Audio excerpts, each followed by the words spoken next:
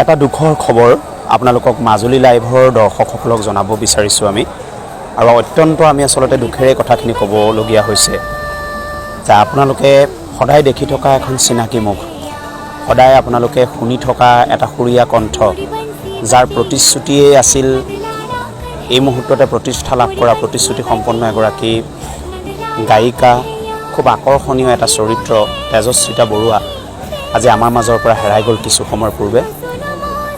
এগৰাকী ভাল অভিনেত্ৰী আছিলে। মই আকৌ এবাৰ কৈছোঁ যে তেখেত তেজস্বিতা বৰুৱা এগৰাকী প্ৰতিশ্ৰুতি সম্পন্ন গায়ক, এগৰাকী নতুন প্ৰতিভিত অভিনেত্ৰী আছিল।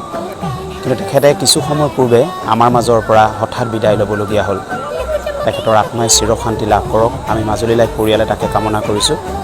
আৰু মাজুলী লাইভৰ প্ৰত্যেকজন দৰ্শক শ্ৰোতা আমি এই খবৰটো অত্যন্ত দুখেৰে দিবলগীয়া হৈছে।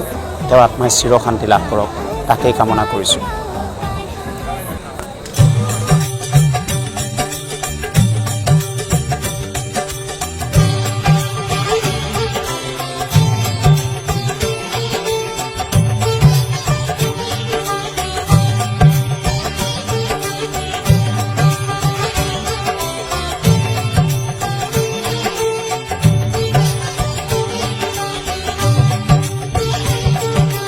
रघुपति राघव राजा राम, पतित पावन सीताराम।